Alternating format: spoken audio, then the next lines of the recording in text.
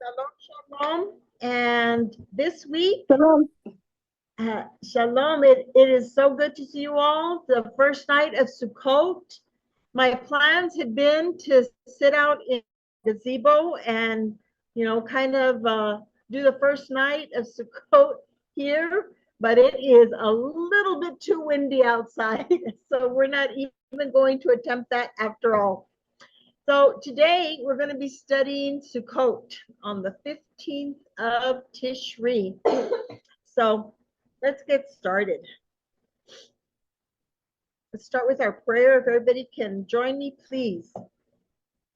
Baruch atah Adonai Eloheinu melech haolam asher kidshanu b'mitzvotav v'tzivanu al divrei Torah. Blessed are you, Lord our God, everlasting King, who sets us apart by his establishments and established us on words of Torah. Baruch atah Adonai Eloheinu melech haolam, asher kidshanu b'mitzvotav v'tzivanu la'asok b'divrei Torah. Blessed are you, Lord our God, everlasting King, who sets us apart by his establishments and established us to engage and strive with words of Torah. Amen. Amen. So this week we're going to be studying Sukkot and the Sukkah and everything about it.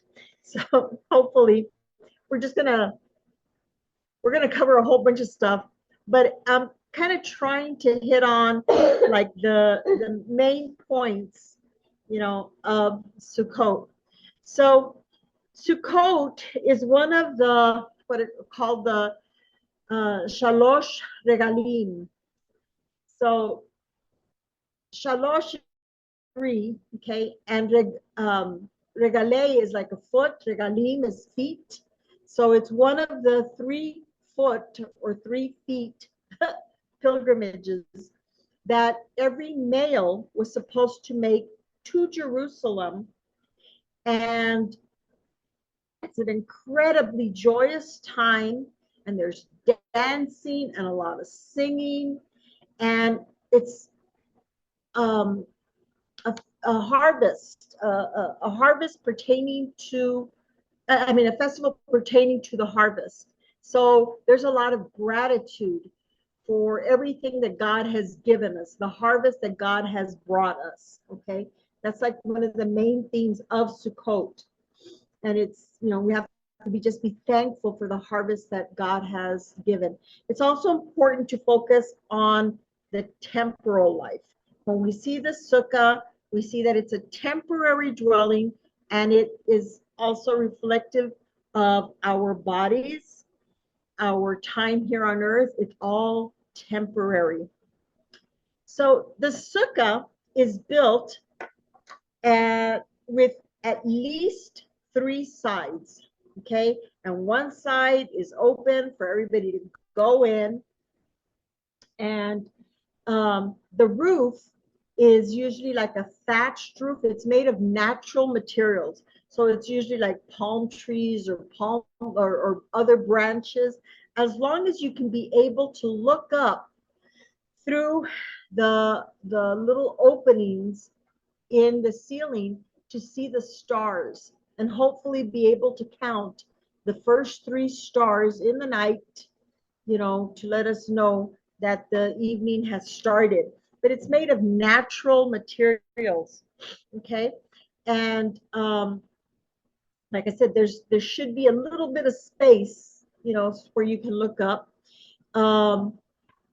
We have one side that is open, and this is a big deal pertaining to Sukkot.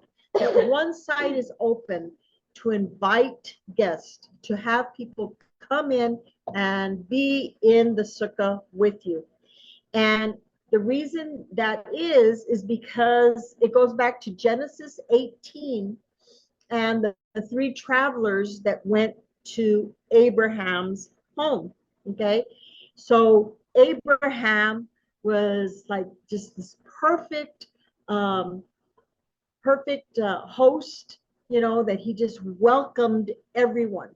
Okay, and he fed them, and he whatever they needed, he was running to offer.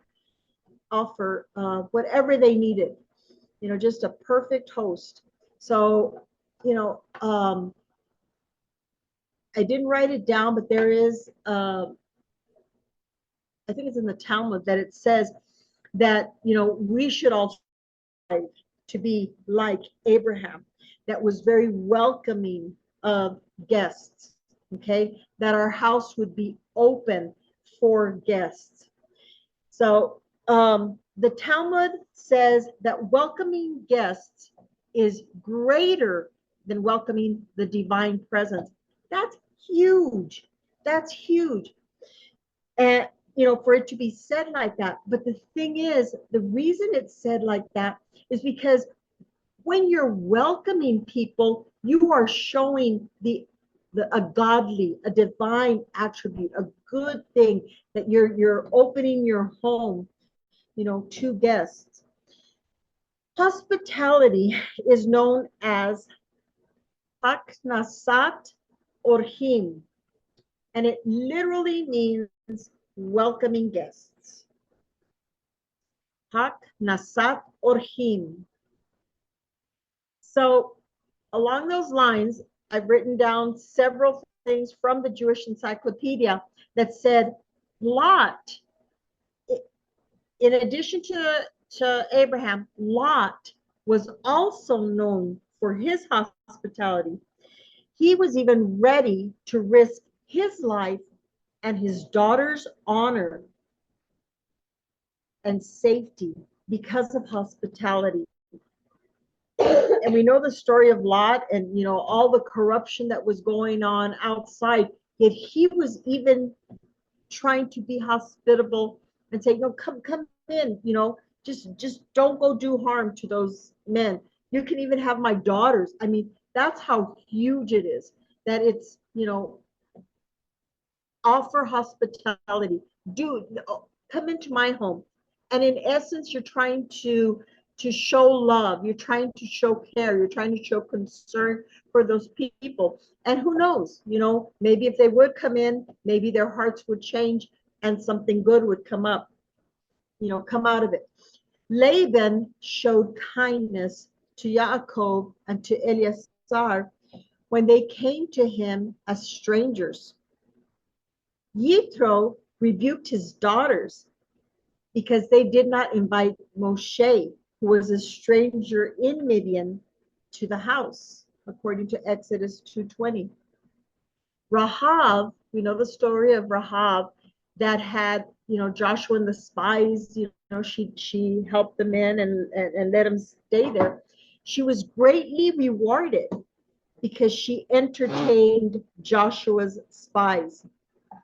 Manoah would not allow the angel to depart before he had partaken of his hospitality in Judges 13:15.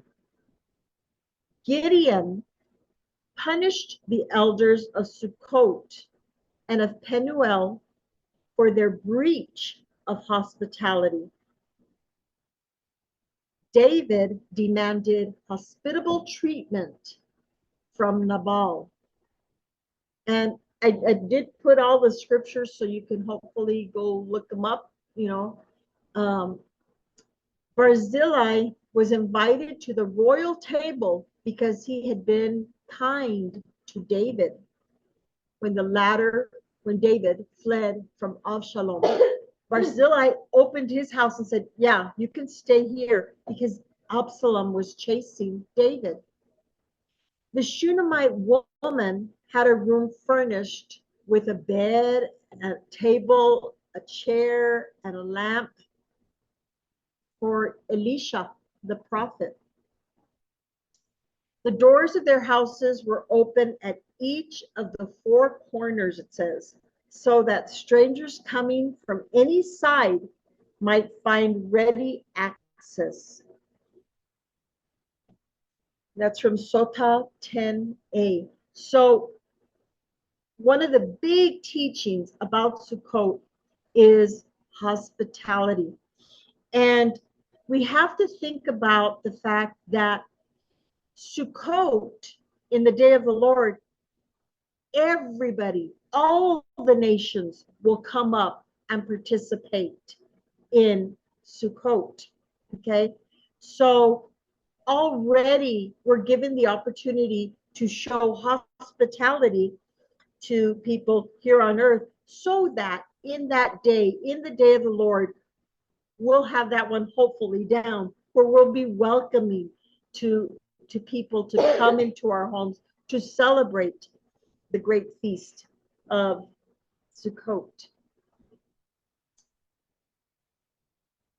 So we also really try to focus at this time on the fact that we are staying in a temporary dwelling. Sukkot, there's different names for it, okay? But Sukkot is called Hag HaAsif, the festival of ingathering, the harvest festival where we thank God for our harvest, okay? Then there's Hag HaSukkot, which we know is the festival of booths, okay? And Zaman Simchatenu, the season of our joy. And all of it, and Sukkot is mentioned in Exodus 34:22. So for 7 days, we live in this temporary shelter. Men, okay, will try to sleep in their sukkahs, okay, and you should try to have as many, if not all, of your meals in the sukkah, okay. I remember one year we at our house way back on Vaudeville that we had our sukkah, and we went out there and we put all these cushions and blankets, and we were all laying in there, and we had our food in there. We were sitting on the floor, you know, eating our food. And then we brought a TV in, and it's like, oh, this will be fun. We'll watch movies out here. So we, you know, we were out there, and it was open to the pool, and we're sitting there watching movies. And, you know, it ended up just being a blast. We played games out there. But the thing is, it was just a family time, a together time. And that's kind of what Sukkot is. It's a time of unity where everybody just gets together. One of the things I read that was really neat was, you know, like when you try to get everybody in your sukkah at one time, you know, see how many people fit in your sukkah. And I just thought that was really cute, you know, because it's like a fun thing. But more than anything, it's just like the picture of it all is just that unity. And it's not a complaint of, oh, we're so crowded. It's, oh, we all get to be together. And that's the attitude we should have, is just that unity. We all get to be together. It's a small place. That's okay. We all fit. It's perfect. It's fine. And, you know, I've got to say that growing up for me, it was so amazing because I can actually say my parents were so good at having their home open to everybody. And, you know, it didn't matter who was coming or passing through El Paso, you know, they would just sometimes just show up. You know, they'd call sometimes, and sometimes they would just show up, and it's like, can we stay? Yeah, sure. Where are we gonna sleep? It didn't matter. You know, pull out the sleeping bags. You know, we'll blow up a mattress. It didn't matter. The most important thing was unity. We're all together, and that is what this festival is about. Everybody gets to be together. Everybody gets to be, you know, just enjoying each other's company. So for 7 days, we live in the temporary shelters, and we try to sleep and spend as much time as possible in the sukkah. We have our meals under the sukkah, and the sukkah is supposed to remind us of God protecting Israel when they were wandering around, you know, in the desert when they left Egypt. So that's why I have that picture there of the tents, the temporary dwelling, okay? And it was God's provision. So during this time, we really try to remember that God is protecting us in our temporary dwellings. We're dependent on God, not our jobs and not anything else but God. We know God's taking care of us. We know God's providing for us. We know God cares for us. So, that's where our mind should be, that we're really holding on to the fact that God protects us like he protected Israel in the desert. We're dependent on God for provision, just like he did for the Israelites in the desert. This is also a time to observe and remember. Shamor v'zakor, like I said, our temporary body.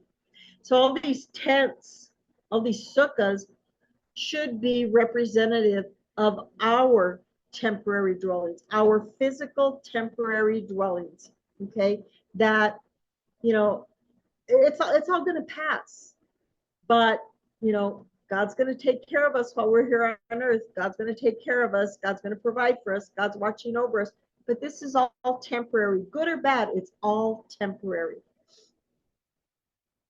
So one of the first things pertaining to Sukkot, and I think it's really kind of cool that today is the first night of Sukkot, is that at the beginning of the celebration of Sukkot, it's known as Ushpizin, and I have it written up there for you.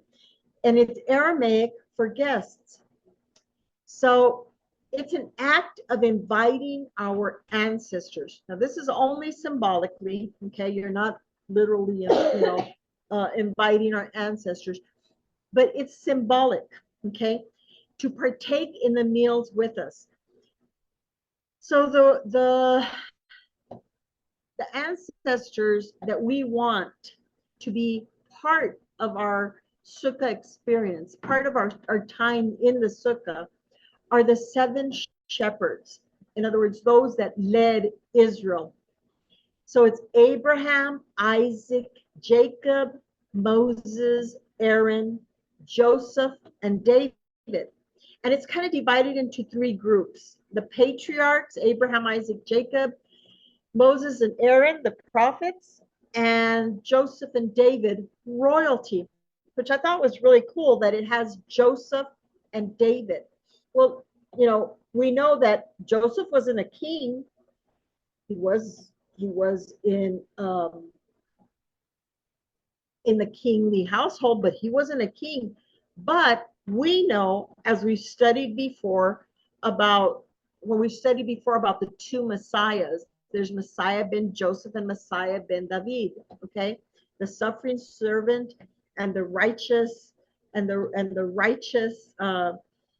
warrior of David. So Joseph is the suffering Messiah, and David is the kingly Messiah.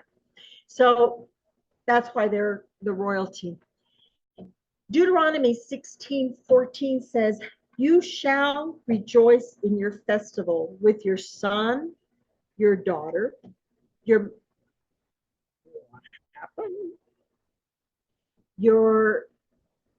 manservant, your maidservant, the Levite, the stranger, the orphan and widow who are within your cities, who are within your communities."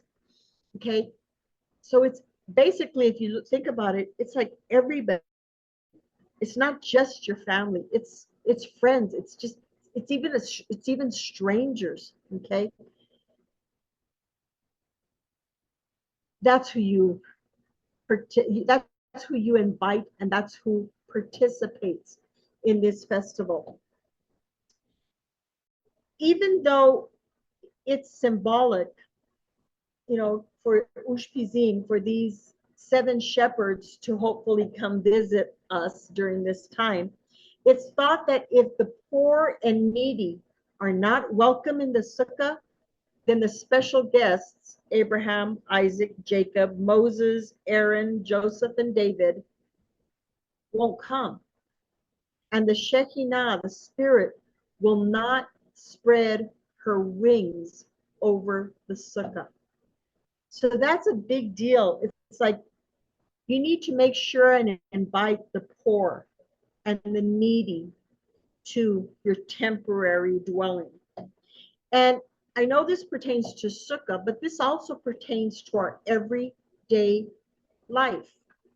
Okay. One other thing I want to say about Ushpizin. So, according to what is taught pertaining to Ushpizin, it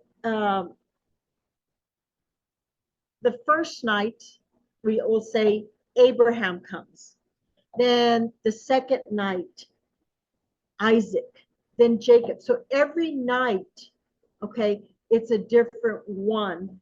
And, you know, what's important to think about is, you know, maybe in your sukkah, if you've got a sukkah, maybe consider, you know, your first night, Abraham.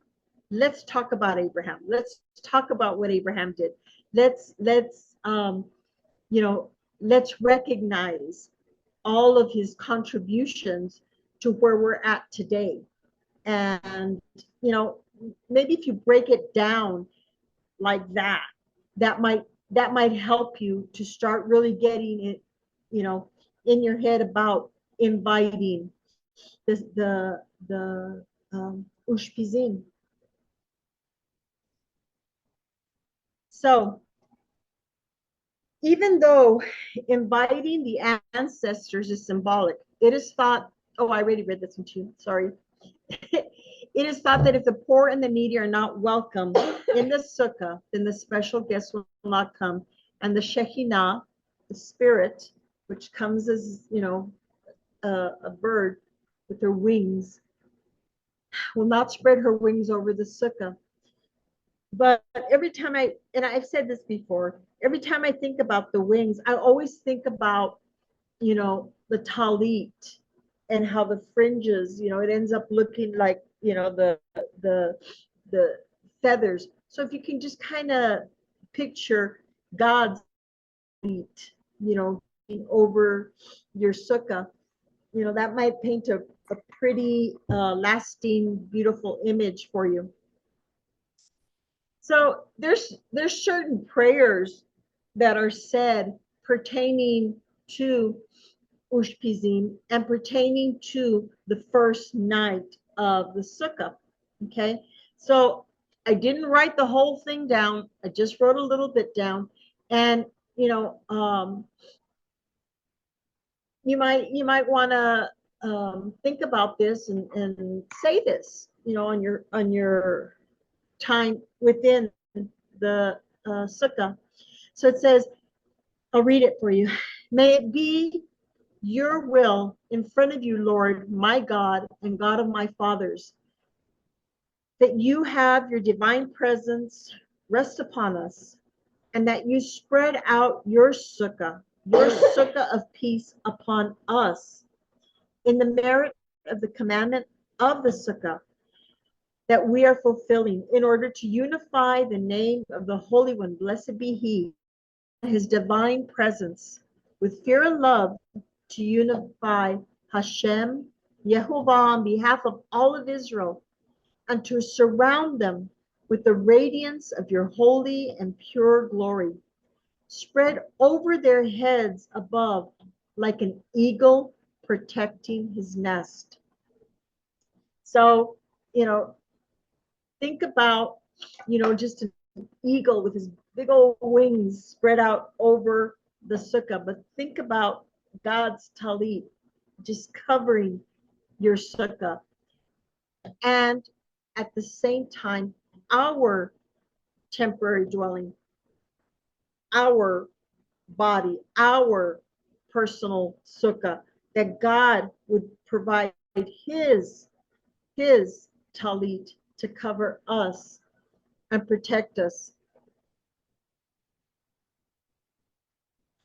So in the sukkah, or during this time, we have the four species, the arba'at haminim, okay?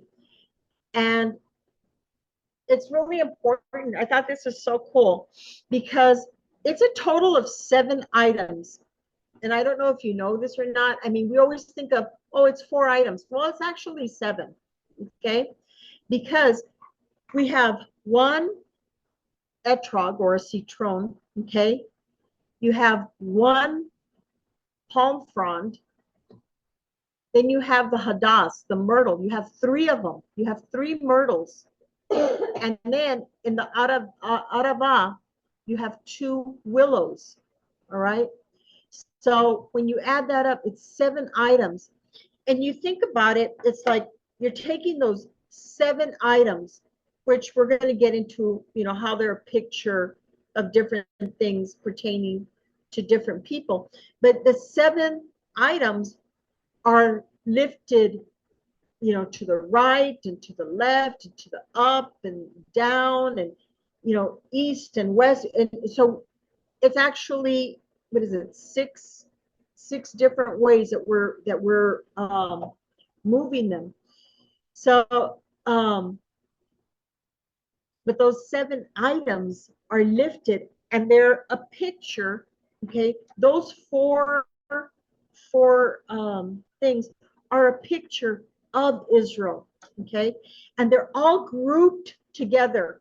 Okay, so even though they're very different, each is very different, together, excuse me, they make up Israel as a unified one. Okay, they make up Israel, but they are actually, they're separate, but they're actually one.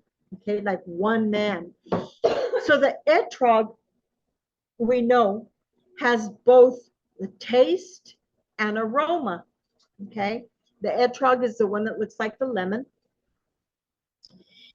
So too are the people of Israel that have both the Torah learning and good deeds. The date, or the fruit of the lulav, has the taste but doesn't have an aroma.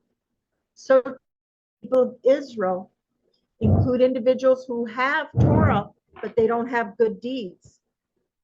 Then there's the hadass. It has an aroma but not taste. So too do the people of Israel include individuals who have good deeds but they don't have the Torah. Then the arava has no taste, no aroma. So too do the people of Israel include individuals who do not have Torah and do not have good deeds. Says God, let them all bond together in one bundle and atone for each other. So it's that unity that we're taking care of each other, like atoning for each other. We're saying atoning for each other. This is from Chabad. So it's kind of like looking out for each other. You know, okay, I've got the aroma, so you don't have aroma, I'll help you in this area. You know, it's your strengths should help others, and the things you're weak in, hopefully somebody that's has a strength, you know, in a different area will help you, so that we're all built up together, so that we'll be all, you know, strengthening each other. So the hadass, the very first one, the hadass, the myrtle leaves symbolize the eyes, and that's like wisdom and sight. You know, somebody that can see what's coming and has the wisdom to know where to step or not to step, or, you know, that's kind of the hadass. The etrog is a picture of the heart, and it's held in the left hand, okay, which is the one closest to your heart, and it's the center of our emotions. Okay, the etrog is the center of our emotions. And I got to say this, and I know some of you know this, but, you know, in Israel and really throughout the world, people go to big expenses to get a beautiful big, you know, etrog, because they want it to be a good picture of their heart. So you know, um, it's that important that you invest, in, your heart, in how your emotions, are in check. Are they, is it the right emotion that you're feeling? Is it the wrong emotion? Is it negative? Is it positive? What is it? Sorry. Then there's the lulav, okay, the date palm. And the picture I got, you can see the taltalim, the dates hanging there, the orange dates hanging there. So that is a picture of the spine, because the tamar, the palm, is erect, it's yashar, it's straight. Okay, so that's a picture of our spine, and it's like, do we stand straight and tall before God? You know, how does God see us? Spiritually. Not necessarily physically, but spiritually.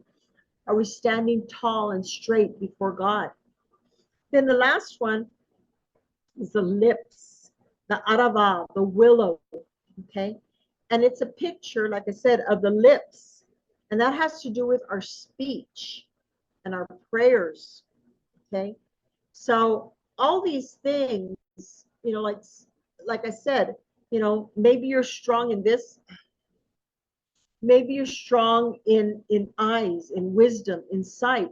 So help the person out that isn't good at speech and prayer, give them some insight. Same thing, if you're great in speech, but you just, your emotions are just whack, are crazy.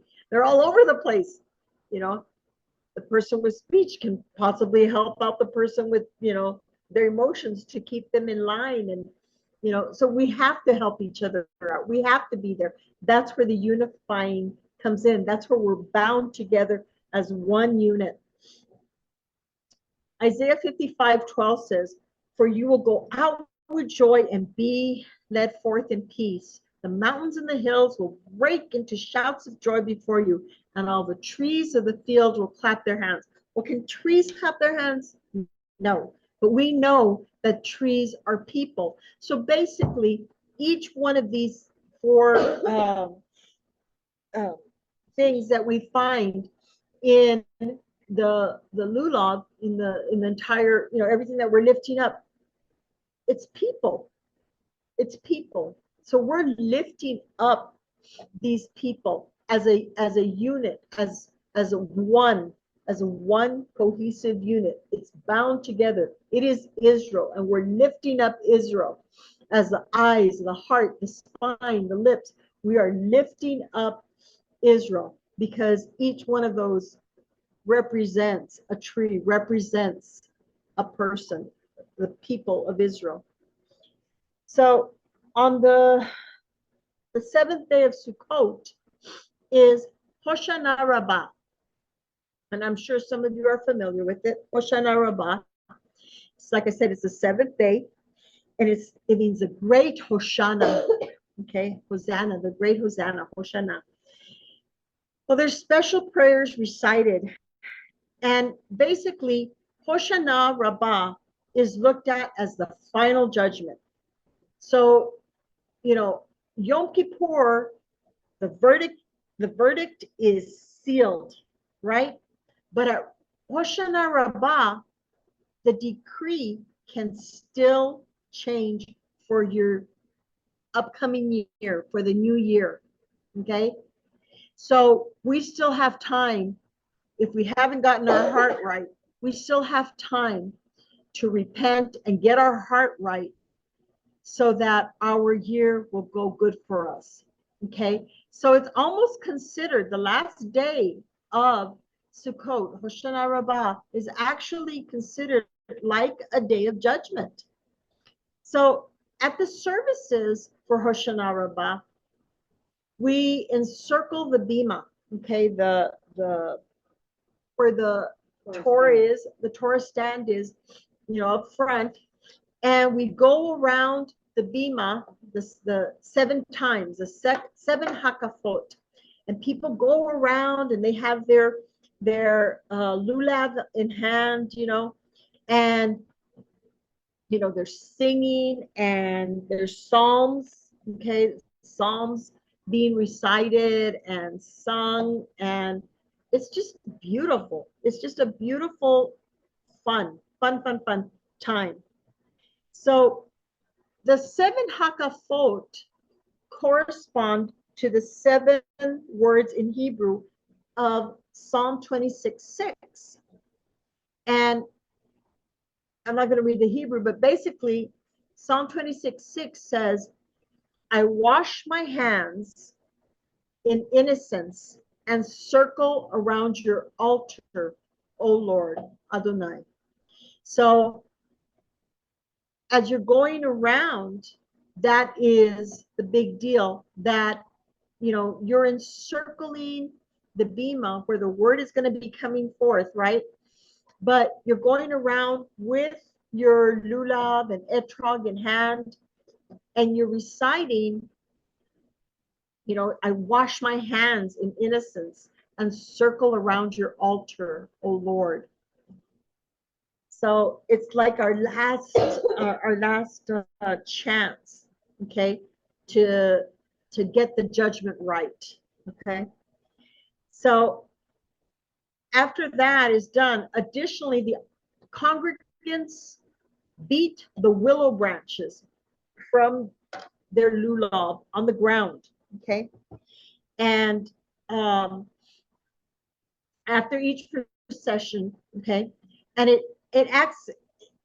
The act actually symbolizes an attempt to rid ourselves of sin that might affect God's decision and send rain.